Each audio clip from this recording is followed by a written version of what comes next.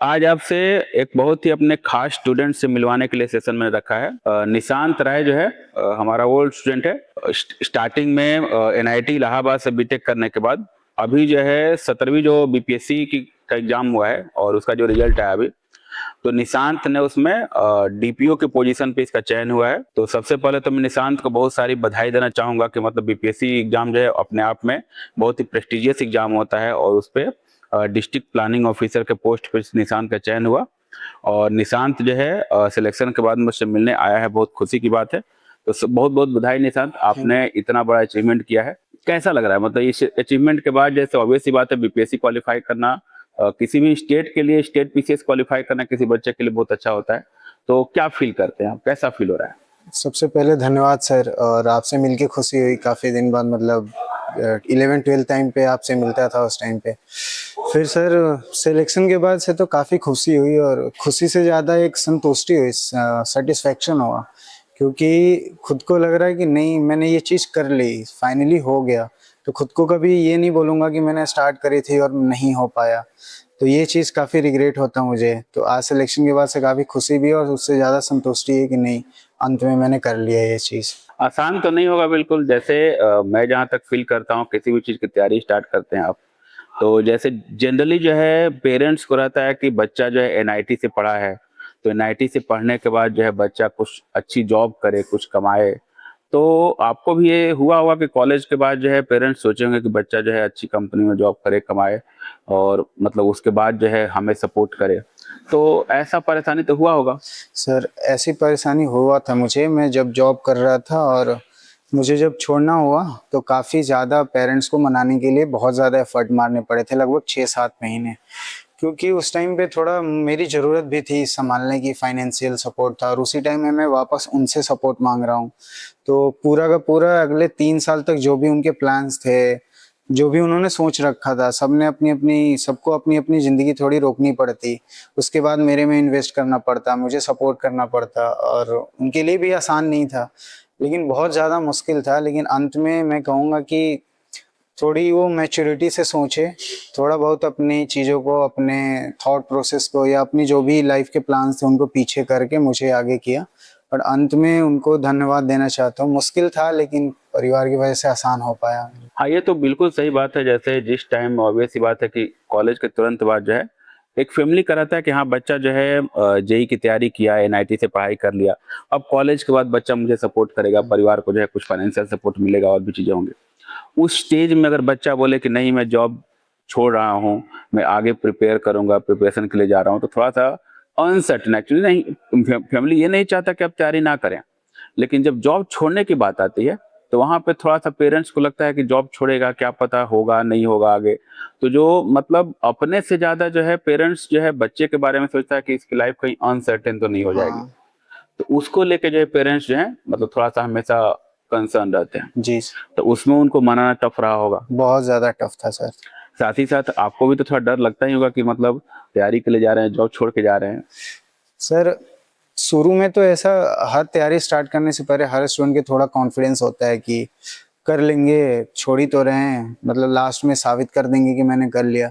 लेकिन जैसे जैसे रियलिटी में अंदर जाते हैं और कॉम्प्लेक्सिटी बढ़ते जाती है एग्जाम की, एक पॉइंट ऑफ टाइम पे ऐसा आता है जहाँ पे इतना डर लगने लगता है कि क्या मैंने जो डिसीजन लिया था, अगर सच में ऐसा नहीं हो पाया मेरा, तो जो मैंने पेरेंट्स को मनाया था उनके सामने क्या जवाब दूंगा, या फिर खुद को क्या जवाब दूंगा। मैंने तो हाँ तो करवा लिया, लेकिन इसके बाद मेरा क्या होगा। वापस तैयारी करने के बाद जॉब में इतना ईयर का गैप हो गया, मुझे कोई हायर भी करेगा कि नहीं करेगा। या फिर ये भी तो, अगर फाइनेंशियल वाइज देखें या अपने पोजीशन वाइज भी देखें, तो जो मैं जॉब जहाँ से शुरू किया था उससे भी कम पे मेरा, मतलब वापस जॉब में भी जाऊंगा तो होगा। और फिर रिग्रेट, मतलब ये ना हो कि 4 साल शायद उसी में रहता कंपनी में, तो आज कहाँ पहुंचा होता। तो अपॉर्चुनिटी कॉस्ट जो मैंने लूज किया, तो उसका सोच के डर डर लगता था, और ये भी थोड़ा अनसर्टेन होता था कि फैमिली को क्या बताएंगे। ये तो बहुत डर लगता था, ये सब चीज़ें बीच में जब थोड़ा बहुत फेलियर्स आने लगे थे। बैक ऑफ द माइंड एक और कैलकुलेशन चलता होगा, जहां तक जैसे मेरे भी बहुत सारे बैचमेट्स हैं यूपीएससी क्वालिफाई किए हैं और अभी अच्छी लाइफ उनकी है।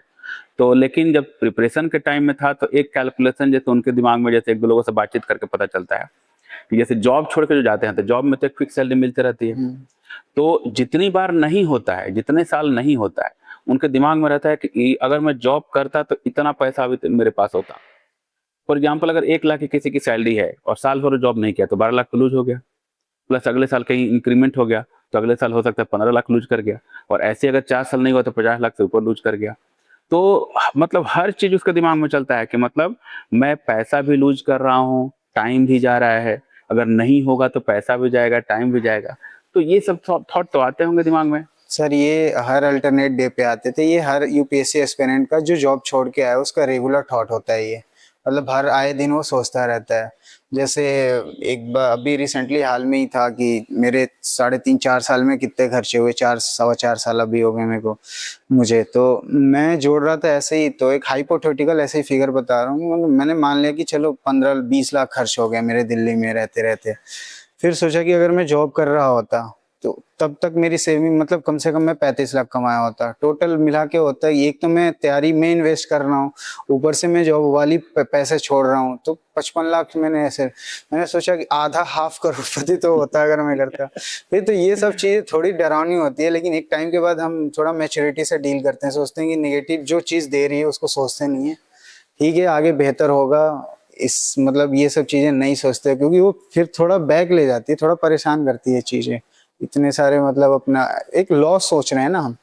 नहीं बिल्कुल, जैसे मतलब लोग सक्सेस तो देख लेते हैं कि हाँ इसका सिलेक्शन हो गया, लेकिन उस सिलेक्शन के पीछे जो स्ट्रगल हुआ रहता है, जो टाइम गया रहता है, जैसे आपने बताया कि मतलब तैयारी के दौरान लगा कि हाफ करोड़ पर तो मैं हो ही गया रहता। तो जो आदमी जो सेक्रीफाइस करता है, वो सेक्रीफाइस में लगता है कि समहाउ बहुत लोग नहीं देख पाए रहते हैं, तो उनको लगता है कि हाँ चलो ठीक है, हो गया हो गया।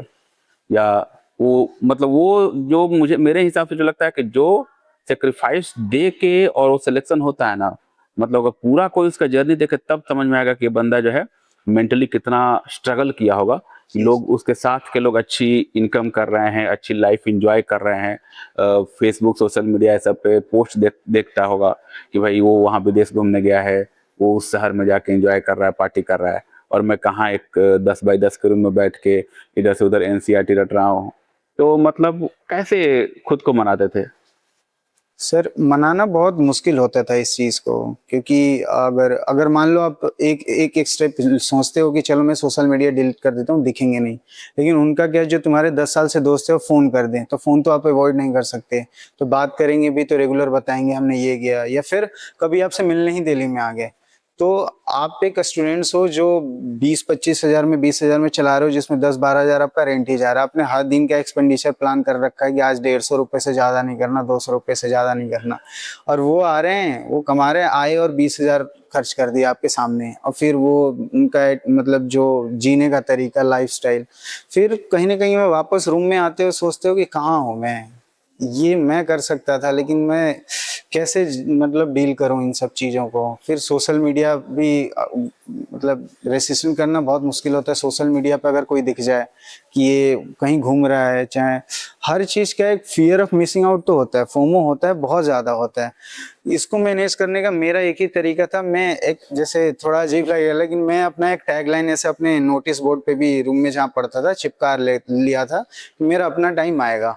तो ये लाइन मैंने इंस्पायर था वो गली बॉय के वो गाना था, तो उससे मैंने रख रखा था कि अपना टाइम आएगा, फॉरगेट द पेन, मतलब उसके नीचे लिखा था forget the pain, you are suppose to be an officer in future, तो इतना तुम्हें सहना पड़ेगा।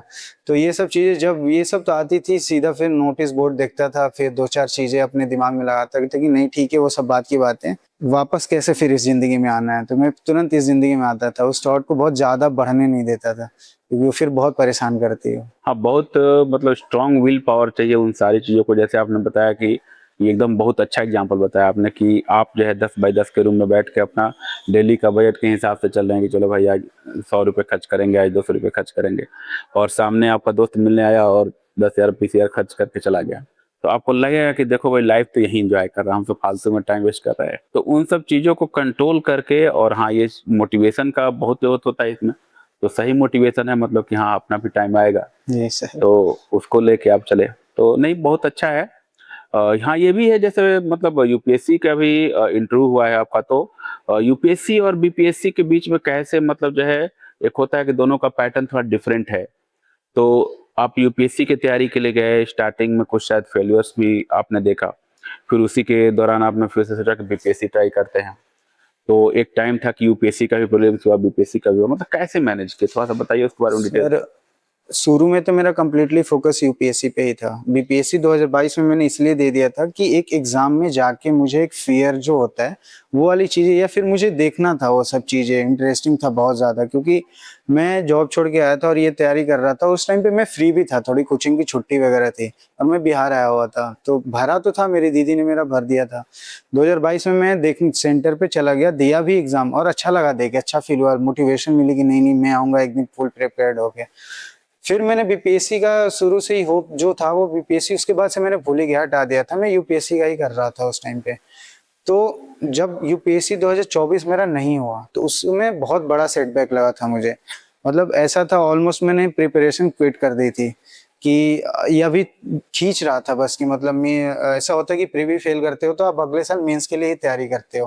तो मैं मेंस का तो कर रहा था लेकिन मन से नहीं कर रहा था। एक टाइम पे फिर मैंने कहीं कोई सीनियर था उनसे वो जो होता है रिकमेंडेशन करवा के मैंने कोई एक कंपनी में वापस से इंटरव्यू कराया था कि, तो वो उनका भी ज्वाइनिंग लेटर आने वाला था। मैं ये प्लान में था कि अब मुझे या तो छोड़ देना है या फिर मैं जॉब करके ही करूंगा। तो उस समय क्या हो रहा था कि बार बार बीपीएससी भी अपना इस एग्जाम का डेट बढ़ा रहा था और मेरे ज्वाइनिंग का भी डेट बढ़ते जा रहा था बार बार। तो मुझे लगा कि कुछ तो यूनिवर्स का लिंक है, तो चलते हैं थोड़ा बहुत प्लान बी की तरफ, देखते हैं अगर उधर करने से बेहतर एक बार ये ट्राई कर लूं। और इस सेक्टर में ऐसा है सिविल सर्विसेज में कि कोई एक भी प्रीलिम्स निकालने का कॉन्फिडेंस आ जाए, मतलब निकल जाता है, तो फिर उसके बाद कंप्लीट माइंडसेट चेंज हो जाता है, फिर एग्जाम्स निकलने लगते हैं। तो मैंने बीपीएससी मतलब घर आ गया था मैं उस ज्वाइनिंग का चक्कर में, तो फिर घर वाले भी डांटे, फिर उन्होंने वापस भेजा कि लगे रहो लास्ट तक, हम देखते हैं, तुम लगे रहो इसमें। तो वो कहेंगे फिर एक महीना था ना, उस समय मेरी एक मेंटालिटी बन गई थी कि अब मेरे खोने के लिए कुछ नहीं है, तो मेरे अंदर से डर चला गया था एग्जाम को लेके। और निडर होकर वो बैठा, मैं बीपीएससी में प्रीलिम्स दिया, वो मेरा हो गया। जब मुझे हो गया मेरा थोड़ा अपने आप पे कॉन्फिडेंस था मेंस को लेके कि अगर मैं प्री कर लिया तो मेरा मेंस हो जाएगा, मैं थोड़ा बहुत और मेहनत कर लूँ तो मेरा ये शायद एग्जाम निकल सकता है, मैं मतलब बन सकता हूँ। तो मैं सीधा लास्ट का सोचा कि सोचो इसका फाइनल रिजल्ट आएगा मैं सिलेक्ट हो जाऊंगा, तो यही सोच के मैं मेहनत करने लगा। फिर मेंस दिया, उसके बीच में जब मेंस दे के वापस गया तो प्रीलिम्स का एग्जाम था यूपीएससी का 2025 प्रीलिम्स। तो सब सारा गेम अब कॉन्फिडेंस का हो गया था। पढ़ा तो था ही मैं, बस फेल हो रहा था, लक बोलने या फिर कहीं कमी रह जाती होगी। 2025 के प्रीलिम्स में गया, कॉन्फिडेंस से गया, मैं बिल्कुल सोचा ही नहीं कि मैं फेल होऊंगा या फिर मैं सोचा ही नहीं कि क्या होगा। मैं गया, उस मोमेंट को जिया मैंने, 15 दिन उस मोमेंट के पढ़ा, हर दिन उसी मोमेंट में जिया। एग्जाम में भी बस उसी 2 घंटे में जिया।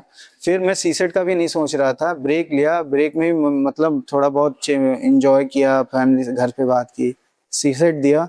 फिर उसके बाद से ऐसे ही होने लगा, क्योंकि अब कॉन्फिडेंस का गेम होता है सर इसमें, मोस्टली पढ़ाई के बाद, मेहनत के बाद एक बार जो एग्जाम निकला, कॉन्फिडेंस आया, फिर बाकी एग्जाम्स निकलते गए। ये सीन था, दोनों ऐसे बैलेंस हुआ। बाकी मतलब अब थोड़ा लंबा हो रहा है, थोड़ा दूसरे में एक बार आप पूछ लीजिए कि बैलेंस कैसे किया, तो उसमें जवाब दे दूंगा, अलग सवाल हो जाएगा। ठीक। नहीं रुको, तो इसमें जैसे आपने बताया कि बीपीएससी का जब मेंस हुआ और उसी टाइम आपका यूपीएससी का प्रीलिम्स भी आ गया था, प्रीलिम्स भी हो गया, तो मन में तो लगा होगा कि अभी बीपीएससी का मेंस हुआ है, मेंस लिख के आए हैं अभी और बीपीएससी का इंटरव्यू होने वाला है, तो अब बीपीएससी के इंटरव्यू के लिए तैयारी करें, यूपीएससी के मेंस के लिए तैयारी करें, मतलब कैसे जाएं। तो मतलब यूपीएससी का प्रीलिम्स देते ही समझ में आ गया होगा कि इस बार होने वाला है, हाँ सर। तो यूपीएससी का मेंस भी होगा, मतलब वहां पे कैसे उस माइंड को सेट किए। सर सबसे पहले जब प्रीलिम्स के बीपीएससी का मेंस दिया था तो कुछ सब्जेक्ट्स बहुत कम कॉमन होते हैं, जैसे पॉलिटी हो गया, इकोनॉमिक्स, ज्योग्राफी, ये सब जो कोर सब्जेक्ट जो यूपीएससी के प्रीलिम्स में सबसे ज़्यादा वेटेज रखते हैं। मेंस के चक्कर में मेरी अच्छी तैयारी हो गई थी वहाँ पे, और करेंट अफेयर्स भी मेंस के चक्कर में मैंने बहुत अच्छा कर लिया था बीपीएससी में। और दूसरी चीज़ जैसे मैंने बताया पिछले क्वेश्चन में, कॉन्फिडेंस बहुत ज़्यादा आ गया था। तो प्रीलिम्स तो हो गया, फिर मेंस जैसे ही अब मेंस दिया मैंने बीपीएससी का, तो यूपीएससी या बीपीएससी में जो भी छात्र होते हैं उनका मेंटालिटी ये होता है कि जो पहले सामने है उसको देखते हैं। वो बहुत क्लियर माइंडसेट से आपको जाना पड़ता है, रिस्क लेना पड़ता है इसमें। तो मैंने सोचा कि बीपीएससी का भी मेंस दिया है, रिजल्ट आएगा बाद में, तो वो जब आएगा तब देखेंगे इसका इंटरव्यू कैसे करना है। पहले मेरे सामने यूपीएससी मेंस है और यही मेरा था, इसी के लिए था, मैं था। तो उस टाइम पे मैंने सब कुछ लगाया था। और बैलेंस की बात करें तो सर इसमें थोड़ा सा बैलेंस तो नहीं हो पाएगा, नहीं हो पाया था मेरा। मैं क्योंकि ऑप्शनल मेरा सोशियो था तो वो थोड़ा मुझे पढ़ना था पहले, लेकिन बीपीएससी में मैं इंगेज हुआ था तो ऑप्शनल थोड़ा मेरा छूट गया था। तो वो 3 महीना में करना बहुत मुश्किल होता है, क्योंकि आपको 18 सब्जेक्ट के आसपास पढ़ने होते हैं, सिर्फ आपके पास 70 दिन होते हैं। उसमें आपको आंसर राइटिंग भी करनी है, टेस्ट भी देना, उसके टाइम जाते हैं, फिर एनालाइज भी करना है, नोट्स भी बनाने हैं। तो वो चीजें थोड़ा वहाँ पे बैलेंस हो नहीं पाया था। लेकिन अब एक बार एक्सपीरियंस से मैं चला गया, अब मैं आराम से, अब तो सिर्फ एक ही चीज करनी है, बैलेंस का सीन नहीं है। तो अब शायद अच्छा कर पाऊँ मैं उसमें। अच्छा, एक चीज जैसे जो भी बीपीएससी या यूपीएससी के एस्पिरेंट्स हैं उनके बिहाफ पे क्वेश्चन, या मुझे खुद ऐसा लगता है कि जैसे पहले क्या था कि पहले केवल बुक्स जो थी वो मतलब जो है की पॉइंट था कि बहुत सारी किताबें पढ़नी होती थी, बहुत सारा पेपर पढ़ना पड़ता था करंट अफेयर्स के लिए। अभी क्या है कि थोड़ा सा जैसे ऑनलाइन का भी कल्चर आ गया है, चैट जीपीटी का भी कल्चर आ गया है। तो आपका सजेशन क्या है कि अगर कोई यूपीएससी एस्पिरेंट है या बीपीएससी एस्पिरेंट है, मतलब उसको फोकस ज्यादा बुक्स रीडिंग पे करना चाहिए, या मतलब लैपटॉप पे भी पढ़ के काम निकल सकता है, मतलब क्या वो दोनों में डिफरेंस क्या है? सर ये आदत आदत की बात होती है। जैसे कुछ लोग होते हैं जो मतलब शुरू से ही लैपटॉप उनको बहुत पसंद होता है या इंगेज होते हैं, तो उनको वो चीज़ बहुत नॉर्मल लगती है। या फिर आपने कभी कभी भी किसी भी कोर्स के लिए कहीं जरूरत पड़ी, आपने ऑनलाइन कोर्स कर लिया, और या फिर ऑनलाइन आपने ऐसा 6 महीना कुछ कर लिया, आपको आदत लग गई है, तो ठीक है आप कर सकते हैं ऐसी चीज़ें। लेकिन मैं शुरू से हमेशा से ऑफलाइन पढ़ा जिंदगी भर, मतलब कॉलेज तक, और अचानक से मुझे ऑनलाइन, तो मुझे ऑनलाइन आज भी मुझे बहुत दिक्कत होती है। मैं कोशिश करता हूँ पीडीएफ भी अगर लैपटॉप में होगा तो मैं उसे प्रिंट आउट करा के लाके, कलम जब तक नहीं लगाता तब तक फील नहीं आती। लेकिन जो ऑनलाइन भी करते हैं मीन्स, कभी ऑनलाइन उनसे मतलब नहीं हो पाएगा। बहुत लोगों से मैंने देखा है कि वो टैब आता है, मैकबुक आती है, वो टैब आता है एप्पल का, उसमें वो नोट्स पे ही आंसर लिख रहे होते हैं, पेन से, डिजिटल पेन होती है, डिजिटल स्क्रीन होता है। वो और एक्चुअल एग्जाम के पेपर आंसर राइटिंग में, दोनों में बहुत डिफरेंस होता है। आप वहां लिखे हो डिजिटल बोर्ड पे, आपको लिखने की जो आदत है, अचानक से आपको कॉपी दी जाएगी, बिल्कुल आपका मतलब हैंड राइटिंग सब कुछ बदल जाता है। तो यूपीएससी मैक्सिमम मुझे लगता है कि बैलेंस करके चलना पड़ता है। 70% चीजें आप ऑफलाइन रखो, 75%, 25% चीजें आप ऑनलाइन रखो। जैसे कोई करंट अफेयर्स की वीडियो आ गई और आपने कहीं मतलब कोई कोचिंग से देख नहीं पा रहे हो, या गए नहीं, या फिर जा नहीं सकते, तो आप ऑनलाइन देख सकते हो। लेकिन लिखने वाली चीजें, नोट्स बनाने वाली चीजें सारी ऑफलाइन रखनी पड़ती है। मीन्स ओवरऑल ओपिनियन आपका यही है कि जो पढ़ाई का कोर जो पहले था कि मतलब लिख के चीजों को मतलब दिमाग में फिट करना, या पढ़ के चीजों को दिमाग में फिट करना, जितना लिखेंगे उतना ज्यादा प्रैक्टिस स्ट्रांग है, उतना ज्यादा दिमाग में फिट होगा। अभी भी वही चीज जो है सक्सेस का जो है मेन है। वो बाकी जो है करंट अफेयर्स मतलब छोटा छोटा इंफॉर्मेशन जो है वो आप इंटरनेट से ले सकते हैं, लेकिन अगर तैयारी हार्डकोर तैयारी करनी है तो आपको लिखने का प्रैक्टिस जो है थ्रू आउट रखना पड़ेगा। जी सर। जैसे आज भी मैं बचपन से वही तरीका था, मैं लिख लिख के पढ़ता था। आज भी वही करता हूँ। पीस में भी मैं रीडिंग भी कर रहा हूँ, बुक भी पढ़ रहा हूँ, तो मैं उसको लिख लेता हूँ कि मैंने ये पढ़ा है, ऐसे ऐसे लाइन दिमाग में रख लेता हूँ वो चीज़ें, तो वो इंस्टेंट याद होती है मुझे वो चीज़। ठीक है, लास्ट में जैसे एक मैसेज मैं चाहूंगा कि जो भी एस्पिरेंट्स हैं जो कि अभी स्ट्रगल कर रहे हैं, जैसे आपने बताया कि अपनी अपने दोस्तों की लाइफ देख के, या जो गैप होता है आपका मतलब तैयारी में जो टाइम लगता है वो सबको देख के, उन स्ट्रगलिंग एस्पिरेंट्स के लिए क्या आपका संदेश है? सर मैंने कहीं अभी लाइन देखी थी, मैंने कहीं एक बुक में पढ़ी थी, ऐसे सोशल मीडिया पे आया था कि सिर्फ आपको एक जीत लगती है सारी हार को भुलाने में और सारी हार को मिटाने में। तो आप इस लाइन में, ये ऐसा एक सेक्टर है जिसमें आपको सफलता से ज्यादा फेलियर्स ही दिखते हैं। कभी आप प्रीलिम्स में, कभी मेंस में, चाहे कितना भी कोई तिस्मार खान हो, बहुत मुश्किल होता है, वो फेल होता ही होता है एक बार। तो इससे घबराना नहीं है। बस हर फेलियर के बाद भी 2-3 दिन जा बुरा लगेगा, बहुत बुरा लगेगा, ताने बहुत पड़ते हैं, लेकिन थोड़ा पीछे जाके अपने आप को फिर बाउंस बैक करने के लिए तैयार करना होगा, गलतियां देखनी होगी, और हर हर दिन, हर मोमेंट, हर घंटे आपको इम्प्रूवमेंट मोड पे रहना पड़ेगा। वही नहीं कि आप फेल हुए, सेम चीज आप अगले अगले अटेम्प्ट में भी कर रहे हो, तो उससे फिर वही हमेशा वही रिजल्ट होगा। आप फेल हुए, इससे बेहतर फेल हो अगली बार अगर फेल हो रहे हैं तो। फिर अगली बार अगर मन किया फेल होना है तो अगली उससे बेहतर फेल हो, क्योंकि मेरा हर अटेम्प्ट में मैं बहुत मार्क्स का इम्प्रूवमेंट हो के मेरा हुआ था। तो ऐसा चीज हो तो उससे लगता है कि नहीं आप वाकई सुधार रहे हो, और नजदीक जाते जाते एक दिन आप हो जाता है। तब तक घबराना नहीं है, सिर्फ एक चीज चाहिए होती है, और उसके बाद सब कुछ मतलब ये मोटिवेशन अपने आप अंदर रखने की, उसके बाद चीजें बदल जाएंगी फिर। ठीक है निशांत, आप मिलने आए, बहुत अच्छा लगा। और आप अभी बीपीएससी क्वालिफाई के हैं, एज ए डीपीओ आप ज्वाइन करेंगे। और जैसे आपने बताया कि यूपीएससी भी आपका आगे का लक्ष्य है, तो आपको बहुत बहुत शुभकामनाएं। और मैं चाहूंगा कि आप जल्दी यूपीएससी क्वालिफाई कीजिए और फिर मुझसे मिलने थैंक आइए। यू सर, दोबारा मिलेंगे। ठीक है।